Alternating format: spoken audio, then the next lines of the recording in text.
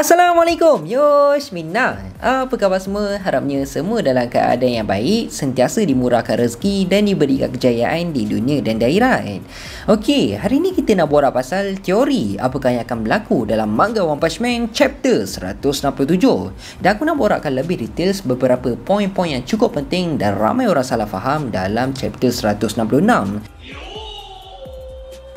Alright guys, sebelum kita sambung lain video, aku nak bagi tahu ni. Sekarang ni, Faiz di studio dah ada keluarkan dua desain baju sublimation anime yang baru, iaitu desain Naruto Sage Mode dan juga Akatsuki. Malah bukan takat tu je, disebabkan banyak permintaan yang nak kita orang restock semula desain Namikaze Minato, so kami pun restock lagi desain baju Minato limited hanya 100 helai saja. Ketiga-tiga desain ni memang cantik gila tau. Silap-silap kalau korang pakai baju ni pergi mall ke ataupun raya haji pun dah nak dekat, garanti ramai yang cari. Dan crush-crush korang yang pernah reject korang sebelum ni pun confirm diorang confess kat korang. Sampai macam tu sekali. Betapa cantiknya desain baju ni membuatkan korang auto nampak kacak, auto nampak handsome. Ketiga-tiga desain baju ni ready stock tau, dan korang akan dapat beberapa free gift anime yang cukup menarik. Dan apa yang lagi menarik, setiap pembelian yang korang buat, tak kisahlah beberapa helai sekalipun, kita orang akan masukkan nama korang dalam lucky draw. 5 orang pemenang hadiah misteri anime yang cukup menarik. Jadi tunggu apa lagi guys? Kalau korang berminat nak order baju anime dari Faiz di studio, korang boleh je terus order dekat Shopee ataupun WhatsApp nombor yang ada dekat bawah ni, okey? Jangan lepaskan peluang selagi stok masih ada. Siapa cepat dia dapat. Okey, dah settle. Jom kita sambung layan video balik. Yang mana untuk dalam chapter 166 kita dapat tengok memang cukup hype gila-gila, sampai kan tanpa disangka chapter 164 telah pun trending dekat seluruh dunia. Punyalah hebatnya penangan Saitama mengamuk ni, sampai kan satu dunia hype tau dengan apa yang telah berlaku dalam chapter 166. Memang tak dinafikan sentuhan masterpiece dari Yusuke Murata telah pun membuatkan semua orang tak senang duduk, memang meroyan habis sewaktu membaca pertarungan yang cukup epik di antara Saitama dan Blast menentang Ewoken Garo Cosmic Famine. Tapi relax guys, untuk dalam video ni kita santai-santai je sharekan pendapat-pendapat yang baik review apa yang telah berlaku untuk dalam chapter 166. Takkanlah sentiasa nak hype je kan, nanti kan otak kita ni jam pula. Tambahan aku akan sharekan juga pendapat adakah Janus masih lagi mampu untuk diselamatkan ataupun sebaliknya. Macam biasa, semua ni hanyalah pendapat aku semata je. Kalau korang tak bersetuju ataupun korang ada pendapat lain ke apa, just drop je komen dekat bawah, okey? Tanpa melengahkan masa, jom kita start sekarang. So macam apa yang kita tahu, untuk dalam video yang lepas, akhirnya hero kelas S ranking nombor 1 iaitu Blast telah pun beraksi untuk berhadapan dengan Ewoken Garo Cosmic Famine. Pertarungan di antara mereka berdua memang cukup sengit dan memang cukup seimbang. Tambahan apa yang lagi menarik, akhirnya kita dapat tengok beberapa kemampuan yang mampu dihasilkan oleh Blast. Bagi aku, dengan kekuatan yang Blast ada, memang tak heranlah kenapa dia layak untuk menjadi hero kelas S ranking nombor 1. Tapi malahnya aku adalah terbaca beberapa komen dekat dalam video review chapter sebelum ni, yang mana ramai jugalah yang underestimate ataupun memandang rendah akan kebolehan Blast. Mereka cakap, alah, ni je ke kekuatan yang Blast ada? Blast ni macam tak ada function je bila muncul kat sana. Baik tak payah jadi hero kelas S ranking nombor 1 macam ni. So untuk menjawab komen-komen yang macam ni, secara jujur, percaya ataupun tak, kita masih lagi tak ditunjukkan kekuatan sebenar yang mampu digunakan oleh Blast. Dalam fight di antara Blast dengan Ewoken Garo tu, kita baru je dapat tengok sebahagian teknik yang mampu digunakan oleh Blast, tapi bukannya kita dapat tengok full potential milik Blast. Memang tak dinafikan Blast agak struggle sewaktu berhadapan dengan Garo, lagi-lagi sewaktu Garo telah berjaya untuk meniru teknik-teknik yang telah digunakan oleh Blast, sampaikan Blast sendiri terkejut melihat Garo mampu untuk mencipta portal dimensi yang sama seperti Blast. Tapi hakikatnya Blast masih lagi belum menunjukkan kekuatan sebenar beliau, dan dia mampu untuk mengimbangi kekuatan Garo yang telah menerima kekuatan dari Alien G. Tambahan, korang jangan lupa, ancaman Garo sekarang ni bukannya level ancaman naga lagi, tapi ancaman Garo sekarang ni adalah tahap God. So dengan kekuatan yang Blast ada sekarang ni dah mampu untuk mengimbangi kekuatan Ewoken Garo, jadi bagi aku tak ada benda pun nak dipertikaikan kenapa Blast layak untuk menjadi hero kelas S ranking nombor 1. Padahal hero-hero kelas S yang lain pun telah tumbang dan tak mampu langsung untuk berhadapan dengan kekuatan Ewa Kangaroo. Jadi bagi aku, kepada sesiapa yang underestimate kemampuan milik Blast, lebih baik korang fikir baik-baik tau. Blast masih lagi belum menunjukkan kekuatan dia yang sebenar, dan Blast jelas satu-satunya hero kelas S yang masih lagi unggul untuk berhadapan dengan Ewa Kangaroo Cosmic Fear Moon. Kalau korang nak cakap pasal kata-kata Ewa Kangaroo yang seakan merendahkan kemampuan Blast, korang dah lupa ke? Dekat dalam chapter 165, Garou sendiri percaya yang kekuatan dia sekarang dah seimbang dengan kekuatan Saitama. Bagi aku, Garou ni merupakan satu karakter yang angkuh dan bodoh tau, disebabkan dia telah memandang rendah akan kemampuan musuh beliau. Malah Silver Fang sendiri yang dia cakap Garou ni sebenarnya bodoh, sebabnya dia terlalu angkuh dan percayakan sangat akan kemampuan beliau. So dekat sini dah memang confirm kata-kata Garou tu sebenarnya tak boleh pakai sangat pun untuk menjadi sumber reference akan kemampuan Blast. Yang kedua, kita akan fokuskan pula apakah nasib untuk Genos selepas dia telah diserang oleh Ewa Kangaroo sampaikan core milik Genos telah pun dikeluarkan dari tubuh beliau.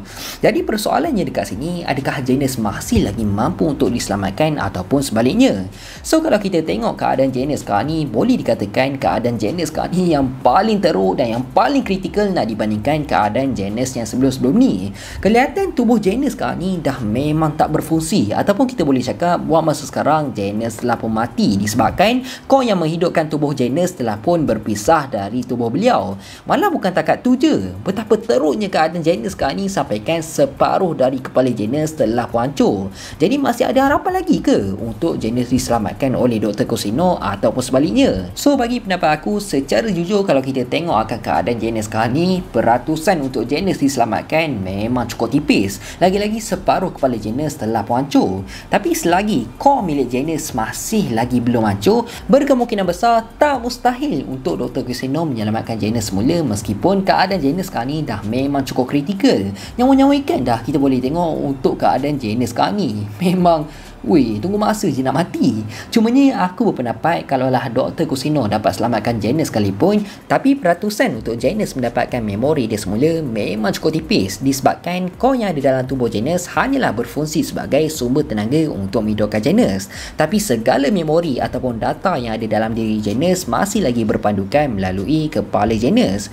Jadi meskipun Genos berjaya diselamatkan oleh Dr. Kushino, tapi hakikatnya Genos akan kehilangan memori yang dia ada. Dan aku percaya sangat selepas tamatnya pertarungan yang berlaku dekat sana, sudah pasti Dr. Kushino akan berusaha sehabis baik untuk menyelamatkan Genos, disebabkan dendam ataupun matlamat Genos untuk menewaskan cyborg yang telah membunuh keluarga beliau masih lagi belum tercapai. Dan Dr. Kushino sendiri dah menganggap Genos seperti anak dia sendiri. Jadi aku percaya sangat Dr. Kushino pasti akan berjaya untuk menyelamatkan Genos. Seterusnya kita fokuskan pula dekat pertarungan yang cukup sengit di antara Saitama menentang Ewa Kangaroo, yang mana kita dapat tengok di hujung chapter 166 kelihatan Saitama dah mula mengamuk selepas apa yang telah berlaku terhadap Genos. Lalu Saitama pun tak tunggu apalah, hati pun dah panas melihat anak murid kesayangan beliau dah nyawa-nyawa ikan sekarang ni kan. Jadi Saitama buat apa lagi? Dia pun terus melancarkan satu serangan maut, iaitu Killer Move Serious Punch untuk menyerang Garou. Tapi apa yang paling mengejutkan, Garou telah pun berjaya untuk kopi serangan Saitama, iaitu Serious Punch untuk counter serangan Saitama. Lalu Blast pun cakap lah, tenaga ni, kalau benda ni berterusan, bumi akan hancur. Jadi aku berpendapat untuk dalam chapter akan datang, berkemungkinan besar Blast akan memainkan peranan yang cukup besar untuk memindahkan Saitama dan Garou ke dimensi yang lain, bertujuan untuk menyelamatkan bumi dari hancur akibat dua serangan maut dari Saitama dan Garou. Aku rasa tu je lah kot satu-satunya cara yang Blast ada untuk menghalang dari perkara yang lebih teruk berlaku. Sebabnya aku percaya sangat kalaulah serangan di antara mereka berdua clash antara satu sama lain, dengan reaksi Saitama sekarang ni pun dah tak relax tau, seakan dah tak fikir apa-apa, berkemungkinan besar peratusan untuk bumi hancur memang cukup tinggi. Buktinya kita dapat tengok sewaktu Saitama telah melancarkan serangan Killer Move Serious Punch ke arah Boros pun, sehingga telah menyebabkan langit terbelah dan berlakunya gegaran yang cukup besar dekat bumi. Jadi korang cuba bayangkan apa pula yang akan berlaku kalau dua serangan Serious Punch bertembung antara satu sama lain. Alamatnya memang bumi hancur lah jawabnya. Dengan serangan Garo sebelum dia menerima kekuatan dari LNG pun iaitu Extreme Fujin sehingga menyebabkan kestabilan ruang angkasa dah tak stabil. Apalagi kalau serangan Serious Punch yang dah memang terbukti damage serangan tersebut memang cukup luar biasa. Jadi aku rasa sudah pasti Blast terus dia akan bertindak untuk memindahkan mereka berdua ke dimensi yang lain untuk meneruskan pertarungan. Satu lagi tumpuan utama kita untuk dalam chapter akan datang dan tentulah pasal pertembungan dua serangan maut dari Saitama dan juga Ewoken Garo iaitu Killer Move Serious Punch. Secara jujur kan, part ni bagi aku memang tak boleh nak cakap banyak tau. Memang cukup epic gila untuk dalam chapter 166. Dan disebabkan momen Saitama mengamuk lah. Lepas tu pertembungan dua serangan maut di antara mereka berdua membuatkan kita lupa tau akan satu lagi momen yang cukup epic dalam chapter yang lepas, iaitu pertarungan di antara Blast menentang Garo. Kalau ikutkan, match diorang berdua ni dah memang sepatutnya akan menjadi tumpuan utama untuk dalam chapter yang lepas. Tapi disebabkan momen Saitama mengamuk dan telah melancarkan serangan Killer Move Serious Punch, terus dia mencuri dan membuatkan kita beralih pandangan dekat momen tersebut. Aku memang tak sangka gila Garo mampu untuk meniru serangan maut daripada Saitama, dan kita memang patut bagi kredit tau dekat Garo disebabkan buat masa sekarang memang tak dinafikan Garo merupakan the best villain ataupun the best anti-hero dalam anime One Punch Man. Cara dia nak memaksa Saitama menunjukkan kekuatan sebenar beliau untuk dikopi memang cukup terbaik gila sebagai seorang villain. Cumanya bagi pendapat aku, walaupun Garo telah berjaya untuk meniru serangan maut kepunyaan Saitama, tapi hakikatnya Garo tak akan mampu untuk mengatasi kekuatan yang dimiliki oleh Saitama. Sebabnya kekuatan Saitama tak ada batas tau. Saitama dah berjaya untuk melepasi segala limit yang dia ada.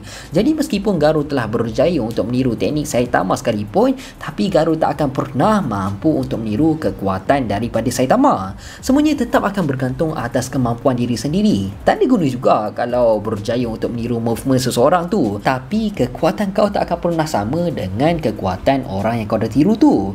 So conclusionnya dekat sini, bagi pendapat aku, walau apa pun yang jadi, impak serangan daripada mereka berdua tetap akan menyebabkan berlakunya kehancuran yang cukup besar sehingga mampu untuk memusnahkan bumi. Tapi impak serangan original daripada Saitama tetap tak akan ada tandingan, dan serangan kopi Serious Punch daripada Garo pasti tak akan mampu untuk menandingi serangan daripada Saitama. Yang terakhir pula aku nak sentuh sikit pasal satu fakta yang ramai orang salah faham, yang mana kalau korang perasan dekat hujung chapter selepas Saitama telah muncul kat sana kan, kelihatan seakan kepala Saitama telah dipenuhi darah, dan ada juga yang cakap tu sebenarnya adalah kesan minyak dari core milik Genos. Jadi aku nak betulkan sikit kat sini, sebenarnya kesan yang korang nampak dekat kepala Saitama tu yang seakan dipenuhi darah, sebenarnya itu bukannya darah ataupun minyak dari core milik Genos, tapi itu sebenarnya adalah kesan dari hujan asid. Yang kalau korang perhatikan betul-betul, Yusuke Murata telah pun melukiskan warna hujan asid itu berwarna seakan hitam ataupun gelap bagi nak membezakan dari hujan yang biasa.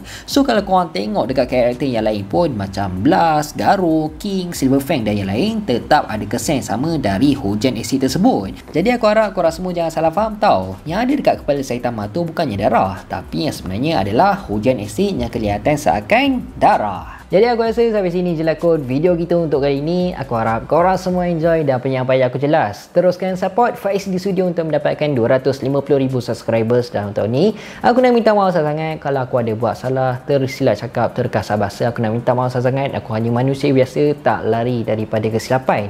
InsyaAllah kita jumpa dalam next video. Assalamualaikum, bye bye.